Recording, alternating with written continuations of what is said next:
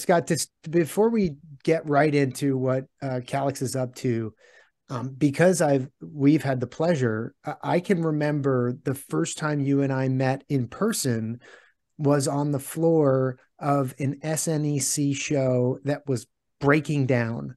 And if anyone has been to SNEC, will you do the favor to ones that have not been to this thing? It is by far the largest solar show in the world, and it is astonishingly enormous. It's like It is 14 huge.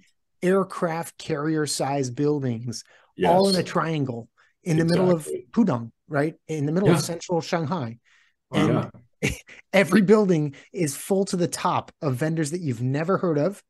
And there's yes. usually one anchor, which is a Western, Trina or Canadian Solar or someone that you know. And the Yeah. rest of them are just these little, like, Thousands, Bajillions huh? of them. Yeah, no, Really, the it's small solar companies, huh? oh, yeah. but they would bring out the biggest equipment. You'd start seeing polysilicon processing equipment. You'd see saws. And I remember being in the capital equipment industry and first going to my first SMEC show and being absolutely blown away. And the expectation is that you showed up with a tool. And, that got to be when I was at one company, we could pull that off. We could bring a couple of key pieces of equipment. And I went to a smaller capital equipment provider and we brought models. And I'll tell you, everybody taking pictures of your models. And you had to be careful about the stuff you left out on the desk because people would literally walk by, just sweep off the top of the desk into their goodie bag. And God knows what happened to it later. But so you had to parse these things out. But it was wild west, and it was at the time where we started to really acknowledge that, oh my God, we got it wrong in the West in terms of what solar can possibly do. And that was a wake up call for me. It was like, we don't really have a clue what is going on here and the level of investment that was happening. And we should have just whipped out our calculators like we used to and just, walked through what's the learning rate of solar and how much investment is it going to take in order to get the cost down to a certain level. It was obvious. I could say working for a European company to start with and then going to American companies in the space, especially on the equipment side of things. There was hubris. We thought, oh, we have this great technology, this great capability. It took them no time at all in order to produce capital equipment. I could say just from that perspective, that was on par, if not better, than what we had in factories. And when I was at Flex and I had large module manufacturing operations at the time, I had 2 gigawatts of PV assembly outside of China at that time, back in 2015, that was a big number.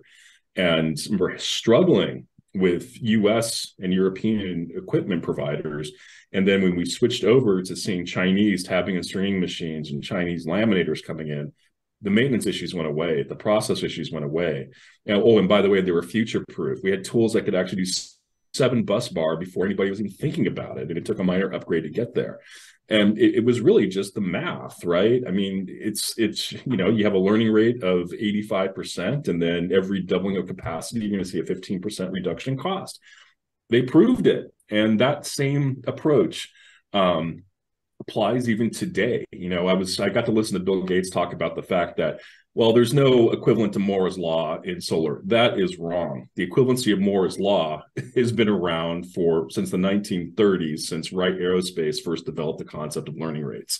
And that's what applies. It applies to cost. Now, when Gordon Moore came up with Moore's law, he took that cost equation and had it applied to the number of transistors and transistor density as an allegory, or at least as an interpretation of really what Wright Aerospace's stuff was. And so, in looking back at it, God, of course we should have seen it. You put this much money into the system, you're going to be able to invest in capacities that are really going to drive the cost curve down. And no surprise. But it really caught everybody off guard. I was in CPV for a hot minute, and things looked great. Great. Cost per watt AC.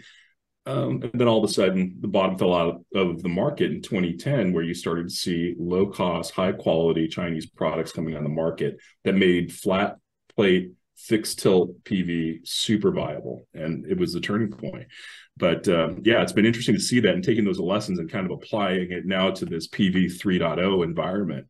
Those who ignore history are doomed to repeat it, and I think a lot of us that are still in this game are wiser because of that experience and understand those pitfalls. And it's tough to take a capital intensive PV industry that some of those technologies were. And I grew up in thin film. I grew up in thin film silicon. We thought that was great. Well, it was a false set of business assumptions that made us feel good.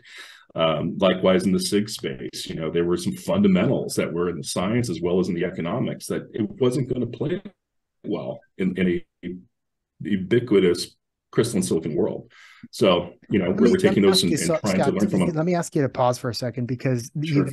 that is such a good encapsulation of 15 years of solar development.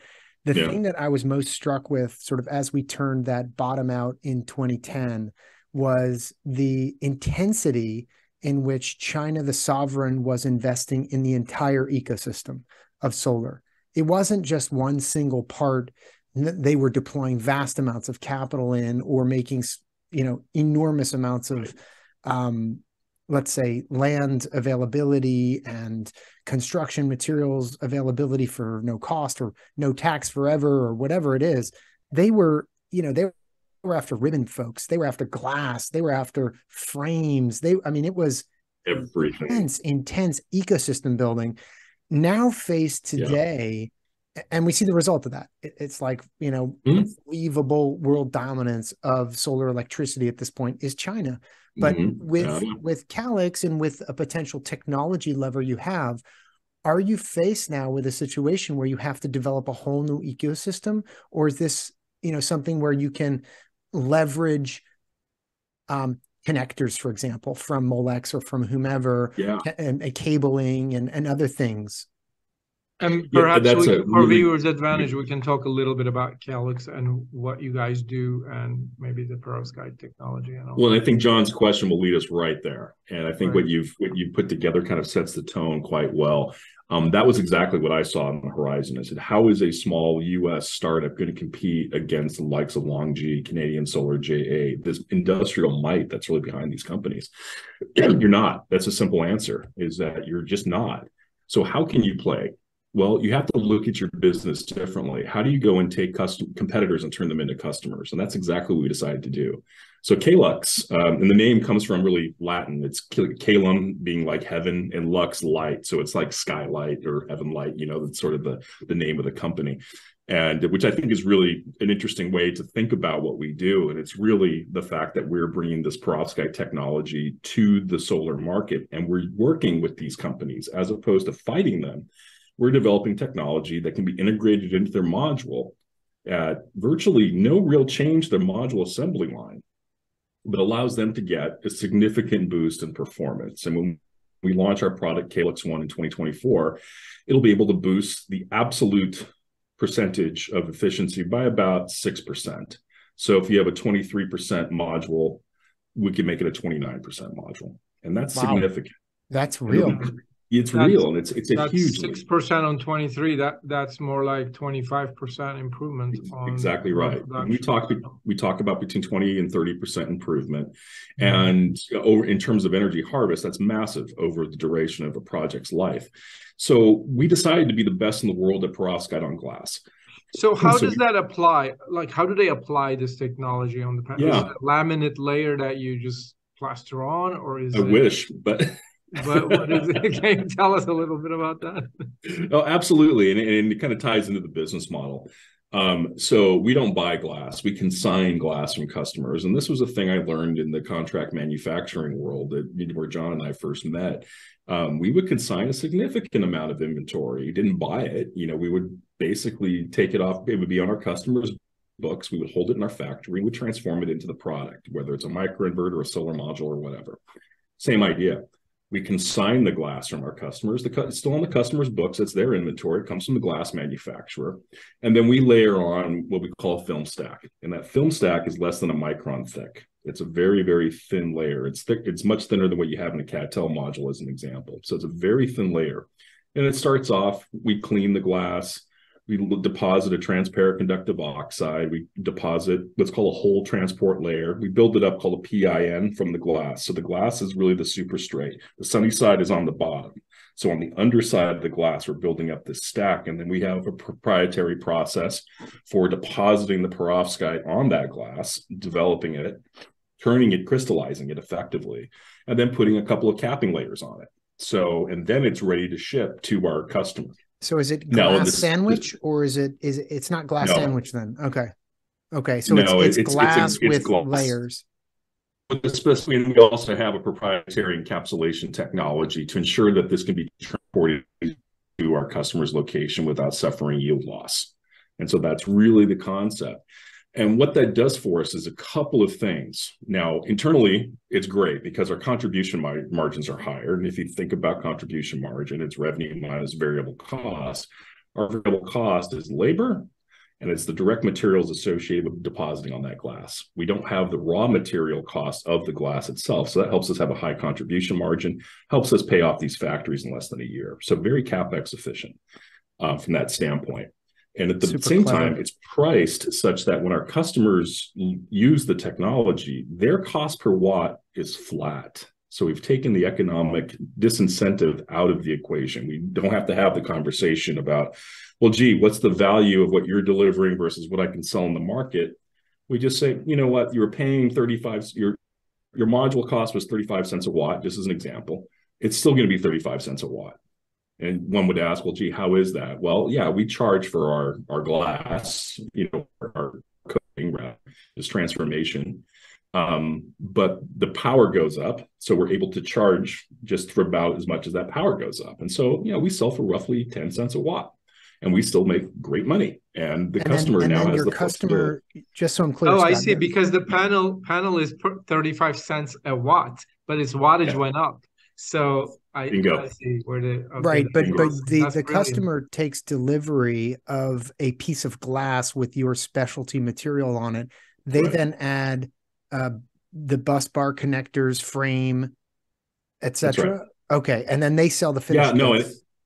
So basically, think about using it just like you would use any other solar glass. There's only two real differences that we see that'll be needed. One is an extra step in the bus bar connection station. So with the busing station, we typically has been manual for a very long time. It may have automated in some places, but it's really a couple of pieces of charge collection tape going from the silicon cell array. So if you think about module manufacturing the glass, then you've got the foil, then you have the strings that are laid out. All we need now is to connect the glass to that bus bar array that we have, to the bus bar associated with those silicon cells, and then you have the electrical connection. So we put the electrical connection on our side, so we have place for that tape to go, or whatever material our customer decides to use. It's up to them. But now it just goes through a standard process. And the lamination is a little lower temperature than you would do normally, but there's plenty of lamination encapsulants that are already being adopted in the industry that we can leverage that provide the lifetime that's needed for a PV module, and then can still be in production. Now, what we have is what's called a 4-terminal architecture, and that's a little special. A lot of guys are thinking about 4-terminal, but our approach to 4-terminal is bring 4-terminal to everybody. Let's not create our own modules, the 4-terminal. The idea there is that if you look at some technologies, they take the silicon cell and they say, well, let me just go and put the perovskite on top of that. And you can get higher efficiencies, absolutely. The problem is degradation. And it's about a point difference in absolute efficiency by doing it in an integrated monolithic tandem like that is versus what we do. But the downside is that perovskites and silicon, they degrade differently. Perovskites today are a little faster degradation. They're a bit faster degradation than crystalline silicon. Crystalline silicon still degrades. That's why the warranty is 8%, 5 years or so. But because of that, if they're integrated on top of each other, if the perovskite degrades faster, you start having current mismatch. And that circuit's in series. It's like putting a resistor in there, and that resistor gets bigger over time. The current drops. If you connect them in parallel, like what we do, well, you just add the currents. You just have to match the voltage, and the voltage matching is a heck of a lot easier. So it's a parallel circuit, match voltage, add current. Oh, wait a minute. So your glass is a separate layer than the silicon that will exist underneath. So they're basically two generators at that point. Exactly, and they're separated by lamination foil. Okay, so there's insulation between them, and you're getting irradiance. Yeah, let me go grab a. I don't know if your listeners can see this. They will in a second. Here's an example. There you go. Okay. Here's an example. Right, you can see the crystalline silicon cells here. Yeah. And then this is the perovskite here. Now my team gives me only the crappy ones because they know I get my fingers all over it. So right? you have So you have this is, for two example, isolated generators, and you're just combining that's right. voltage on. Okay, that makes sense. And then you're reducing the degradation of the perovskite because you're isolating them and you're not having them lay on top of each other.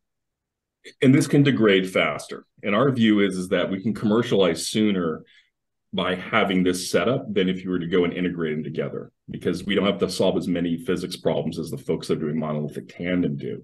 So the perovskite can degrade a little faster, but the way that our architecture works is at the end of life with our first product, Caelux 1 in 24, it'll still have more power at the end of 25 years than if it was just silicon alone. Because they're isolated. And one can degrade and it doesn't affect the silicon layer. Just add the current. Just keep adding the current. I got now, because it's dark. Now, if you see this, it is dark, right? So the perovskite is absorbing high energy light. And what the bottom cell array sees is about 43% of what it would see if it was on its own. So the way to kind of do the math is you take the efficiency per square meter of perovskite, and you add that to 0.43 times the efficiency of the silicon module, and that's what your total module output would be. But still, net effect is 20% or 10. What did you say? 20 to 30% additional power out of the same frame.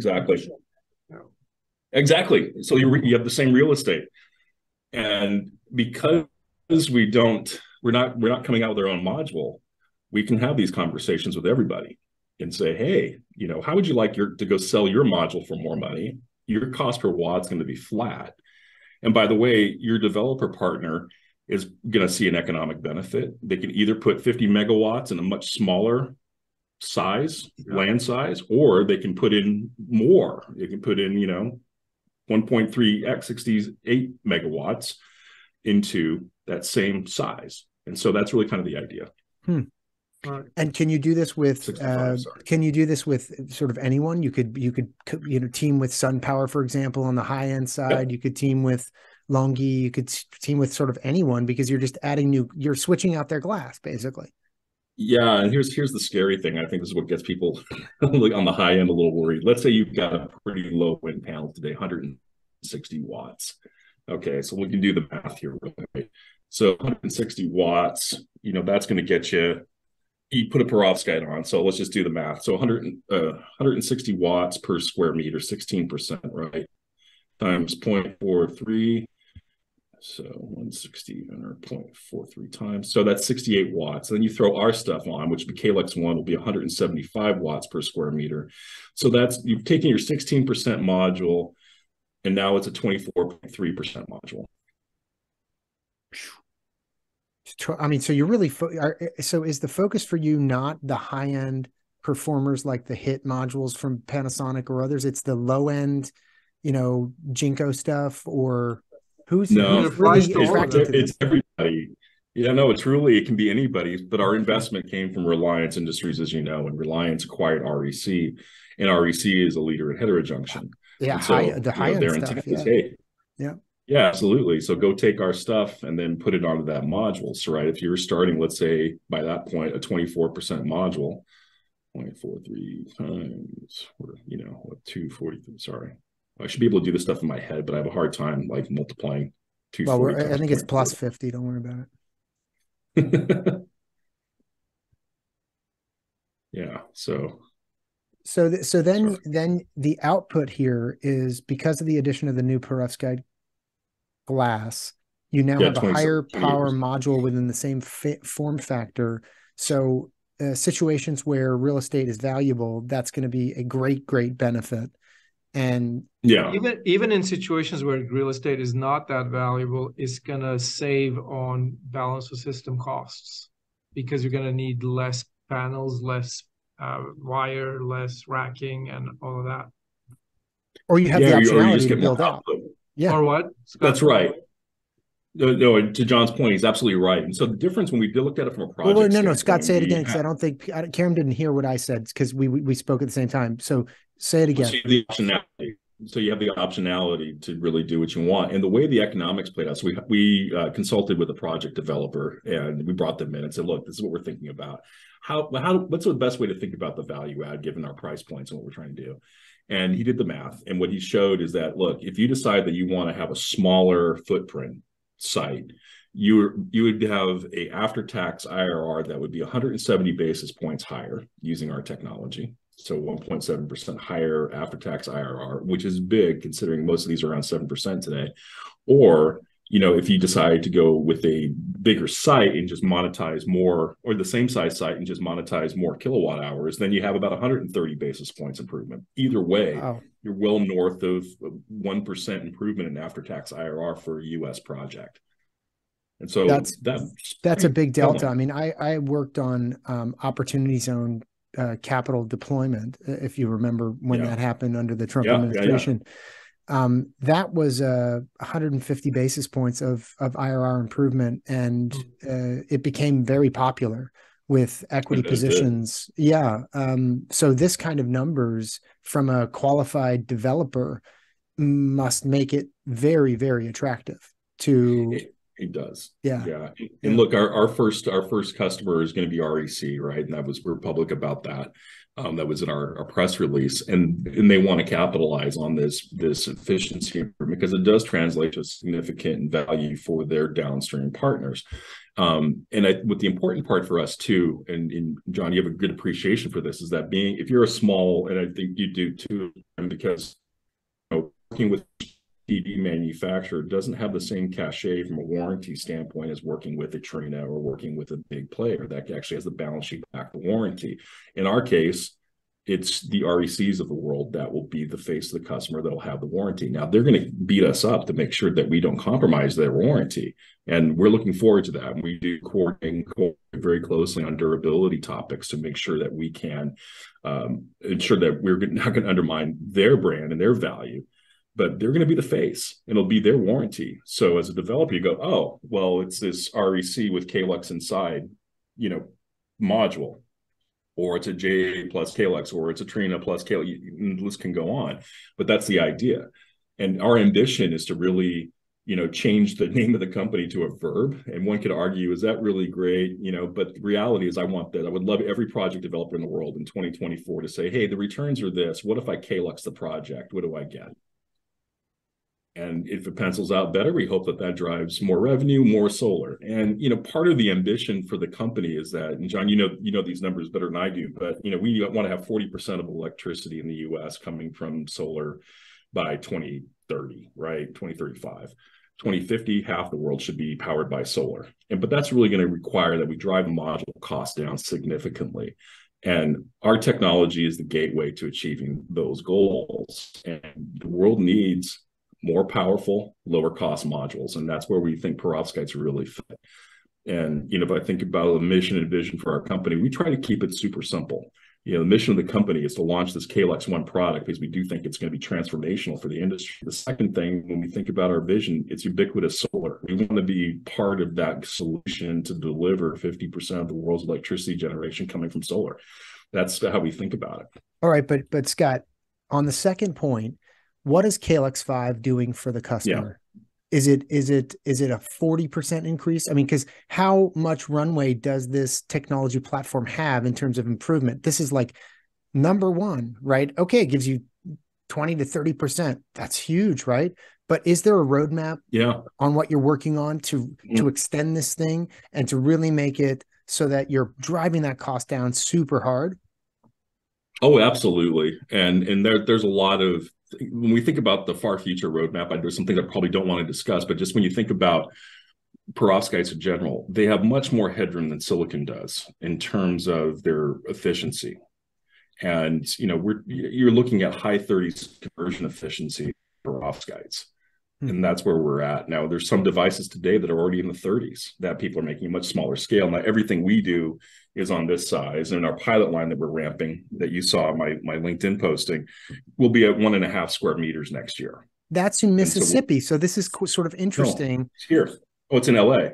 Oh, I thought you were in Mississippi to look at a warehouse or something. No, I've moved all the equipment that we bought from Mississippi over to LA. Okay, it'll be in Southern California. So when you come visit us, it's not that far for you. Beautiful. I'll come and see it for sure. Absolutely. It brings me to the point about REC. REC has manufacturing here in the country or no? No, not yet. Okay, because they didn't REC participate in the the Southern California and the Oregon stuff from, I've even forgotten their name at this point. There was some manufacturing on the West Coast of solar modules, Carpinteria, and the place in Oregon, I've even forgotten it. But Solar World. Solar World, that's right. Are those assets still even available, and are internationals thinking of landing there? Well, I would say that in general, in the trend, and I can't speak for Reliance's plans, and I probably shouldn't, but just in general, as part of what we've seen with the IRA legislation, and Caelux is very involved, even though we're a small company, we're very involved in crafting that legislation. We got to write 6 sentences of it, which set the stage quite nicely for us. Yeah. But it's a lot of interest coming from overseas participants to set up shop. Now, those assets, I don't know where they've landed, and the truth is that it's cheaper for you if you're a crystalline silicon manufacturer, probably buy new, and just go that route. For us, we have large PVD coating tools, and we're able to harness those, and so it made business sense for us to go leverage used assets. And we have a lot of new stuff we need to get to, but mostly around the perovskite deposition. But lasers and PVD tools make sense to leverage what's available, because the lifetime on those coating tools is like 40 years. So like really long. They stay very viable for a very long period of time. And just for a break in this very exciting conversation is that you having a background from applied materials makes so much sense that this is your smooth path, because applied is like better than notbody, or better than everybody at doing this kind of thing, where you're applying, deposing, sputtering, etc. It feels like exactly what I should be doing. My wife and I, when I thought about taking this job, I thought, gosh, all that time in semiconductor process equipment, data storage process equipment, and then being with companies like Ehrlichien and Innovator that were in the solar side of things, and then my chemistry background, material science background. It was like, and then working at Flex and having a big renewable energy business, and scaling that from not a lot to quite a bit.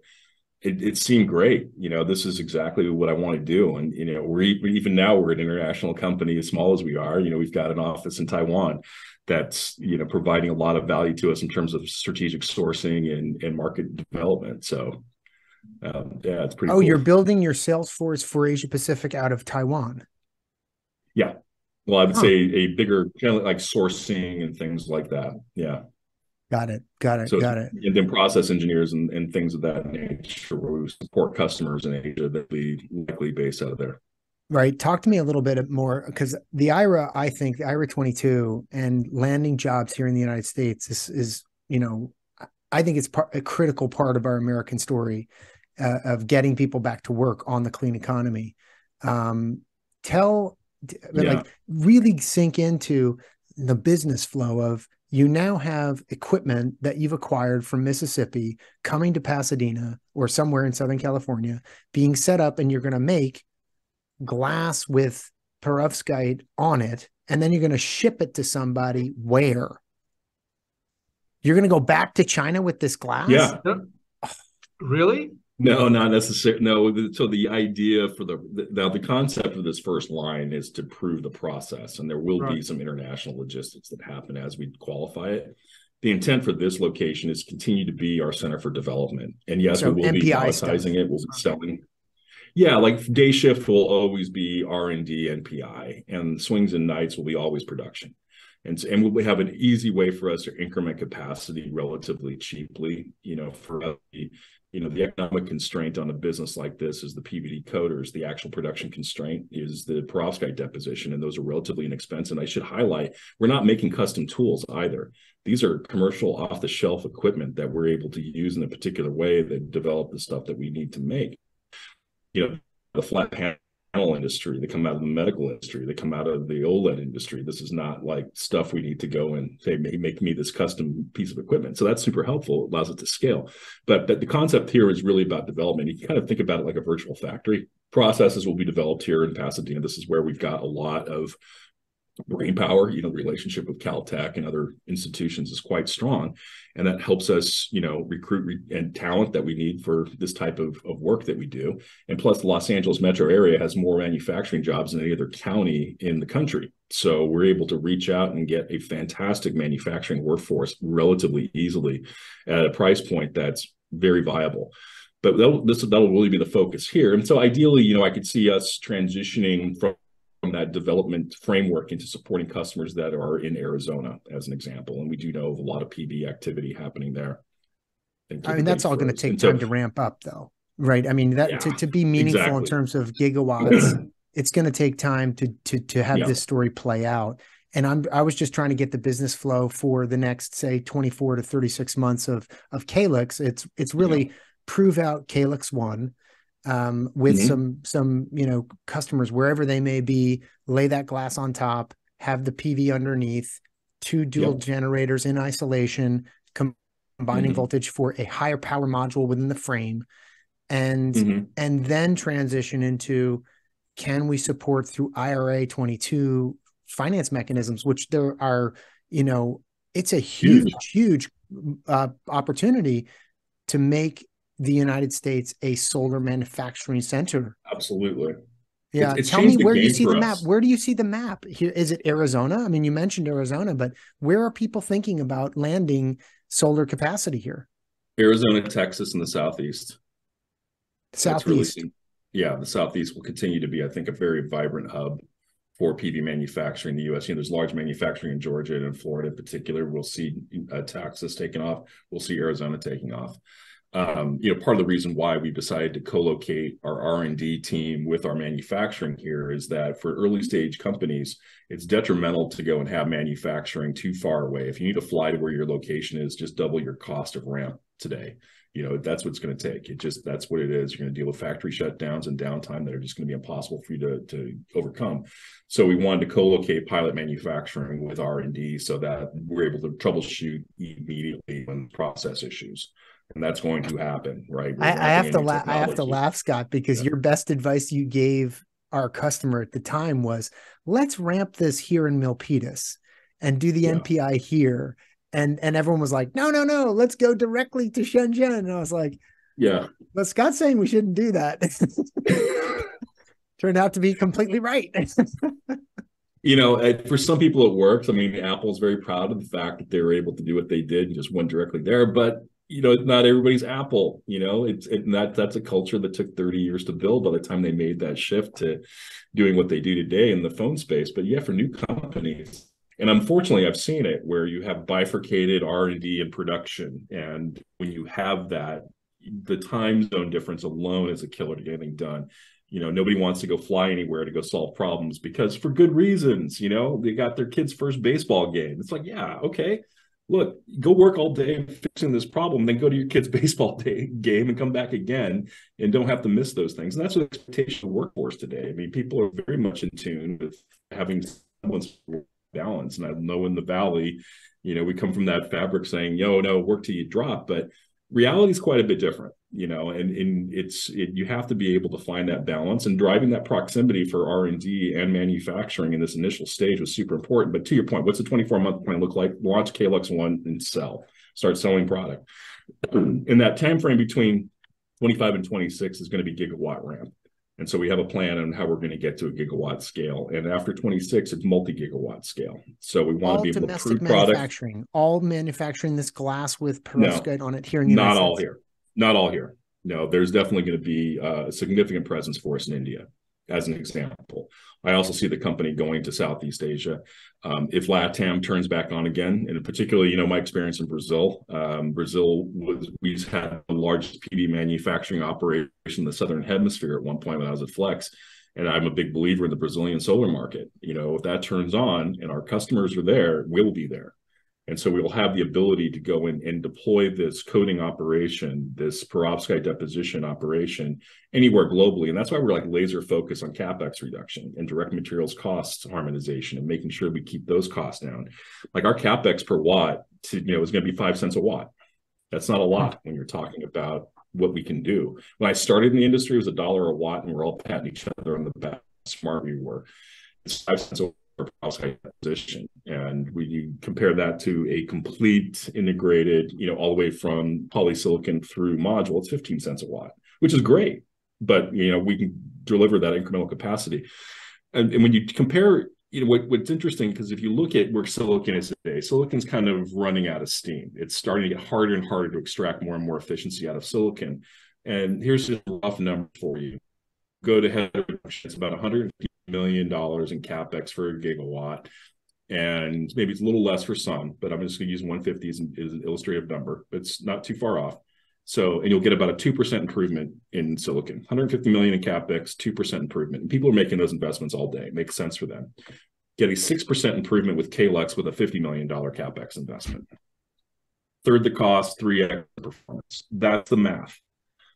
And that's what tells us that, look, the fundamental economics are penciling out for us. And unlike some other technologies, their CapEx per watt was like 70 cents. That's hard. That's hard to scale. And to your point about IRA, it's massive because the implications for a company like us, 4 cents a watt, right? So every watt that we sell, we get 4 cents from Treasury. That's nice. Or it's a tax credit if we have a tax appetite in the future, and doesn't leave until 2030. Very easy to start. But you have to manufacture in the United States to capture that value. You do. Yeah, absolutely. Right. But that's why I was wondering where your head's at in terms of where you're going to do the work. Anything we manufacture in the U.S., we can get 4 cents. But think about it from this standpoint that this credit actually puts us at cost parity with manufacturing in India. Oh, yeah. That's what it is. Yeah. Now, the difference between the two equations, though, is logistics at that point. So you got to solve for logistics. So, yeah, we could probably, from a cost of goods sold standpoint, have a similar cost structure to India. But now we've got to go put it on a boat to get where it needs to go. And that's not ideal. So that's why you want to manufacture close to where your customers are, because, solar, every penny counts. And so you'd be really mindful. So I can see us having regional operations. I don't want to have a coder here and a coder there and that kind of a thing. That's just maddening. But having, let's say, regional Southeast Asia, regional India, regional US. The US might be split because we're a big country. We might have a West Coast, which I think this LA Metro location could really be quite powerful, or, and an East Coast operation.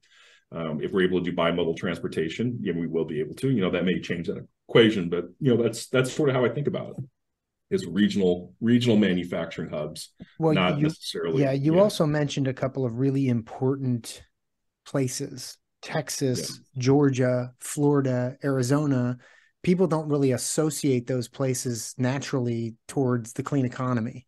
And, your work or your future work in these places is going to be politically very important. Absolutely. And I had a conversation with Senator Ossoff about this probably 2 months ago after IRA was passed, and we'd worked on the SEMA provisions in IRA.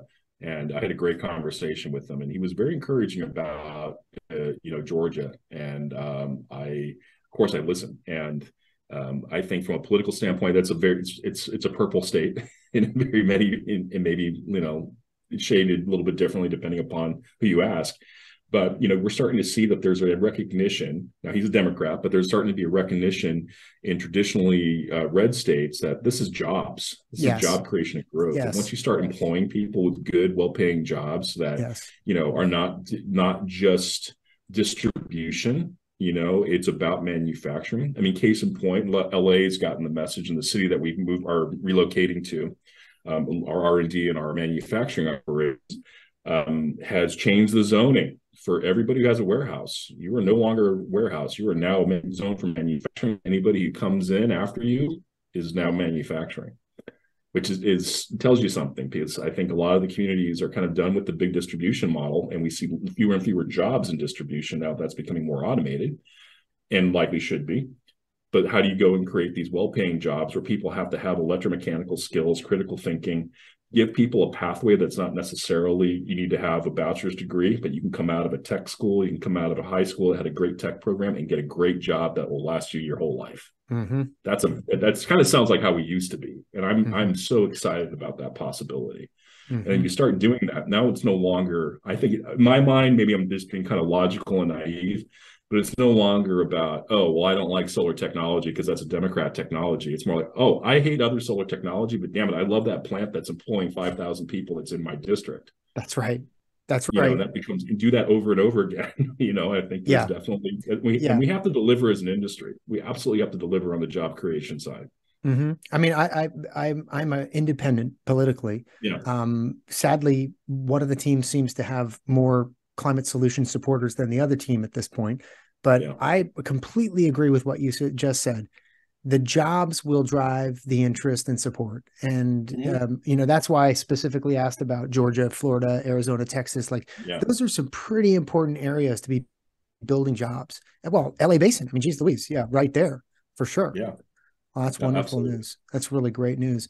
And we're getting a lot of community support too. What's amazing about setting up operations here is the County of Los Angeles has like 3 different employment agencies that we're able to tap into to get quality candidates. And I just hired a procurement manager through that pipeline. And it's amazing. And they're engaged. They're like, yes, thank you. Bring these good jobs here. That's what we want. And we're going to help you. I mean, yes, California can be expensive, but it can also be pretty awesome. Yeah. Yeah. Wow. What a journey, man. What a journey. You start your career as a Navy submarine person, and you end up as the CEO of Heaven's Light. I don't know that we want to say it that way, because I think there was a cult that was called that or something. We're not going to give you a pair of Adidas and make you shave your head. Yeah, I think that went poorly. I think it ended poorly. Yes. Yeah. It really quite a journey, Scott. And the reference that I made before was you and I persevered through that SNEC breakdown, and it was really loud. And when you see this whole thing coming down, it's like you got to watch out for a 40-foot plywood wall falling on you, because they don't. Oh yeah. Too much to that. If you're in the way, you're in the way. John and I were having a conversation, Kerim, and literally the top story of this very large booth just collapsed. And we went, we might want to move. We might want to get out of here. Yeah. But in the dust, we were really, God, that was probably 2014, 2013, something like this. Yeah, exactly. It was the beginning. It was the beginning of a long relationship. Yeah. Thanks for making the time, Scott. Kerim, I've taken a lot of this conversation. I apologize. I want to give you a chance, because I've known Scott, and like this totally makes sense of a dual generator in isolation. I like that. I get. Well, I learned a lot. Thank you very much, Scott. Thank you for sharing your story, your vision, your thoughts, and the Perovskite technology. I mean, I have a few other questions about market size, or how you see the module manufacturing growing in the US. Like, I had done some math back, I don't know, 4 or 5 years ago, but I likened it a lot to the bottling plant industry, where you need a lot of bottling plants all around the country. At the time, that was my frame of reference. I'd love to hear like what you think. How many factories, how many gigs of lines, how many different cities, and number of plants and people employed. Like, have you done some math on that? I'd love to get some updates on that if you've put some thought onto that. And I know that we had a flurry of activity shortly after IRA passed, and there was a lot of pinging of the industry about what it meant. And I can tell you from a PV module manufacturer standpoint, with the announcements that came out shortly thereafter, it was literally tripling the capacity what's available today domestically. And that's great, because within what time frame? Oh, in the next 2 years. I mean, that's kind of the time frame that. And what does that bring us to? Is it like 2 gigawatts? No, we do about 6 today, 6 to 7. Okay, so people think we'll be near 20. In and 2 years. that would do a lot to go ahead and support the U.S. demand. 2 to 3 years, I think I would probably be safe, but it doesn't for some of these. That's still like 3% of world capacity right now, right? It's not maybe a lot, it'll be 6% or maybe 10%. Today we're about 3. Today you're right, we're about 3%, and solar's not slowing down. And globally, I mean, by 2030, we're looking at 400 gigawatts, and that's probably conservative. I mean, 250 today. Solar's been growing. I mean, both manufacturing and installed capacity grows 30 to 40% a year for the last 40 years. Well, I had interesting insights when I took a quick segue in the construction tech world for a couple of years. That was fascinating, because one thing I saw when it came to appliances and it came to construction innovation, the U.S. is so far behind. And these companies, they go, well, yeah, we're not going to bring this product to the US. And you say, well, why? Because you're a tiny market and it's so difficult for us to do it. And you go, tiny market? Come on, man. We're America. It's like, well, okay, you have 350 million people in your country. There's 9 billion people in the world now.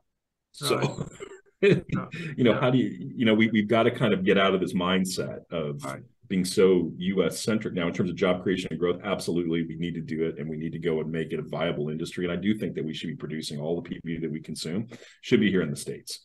I mean, there's no reason not to, especially with this framework being set up through IRA. It's the first time that we've had industrial policy in solar. And I look at the acceleration of solar in the US. I tell people all the time, it wasn't a technology breakthrough. The breakthrough was in the ITC. It was a financial system that was created that enabled the development of projects at a significant scale. That was the major innovation.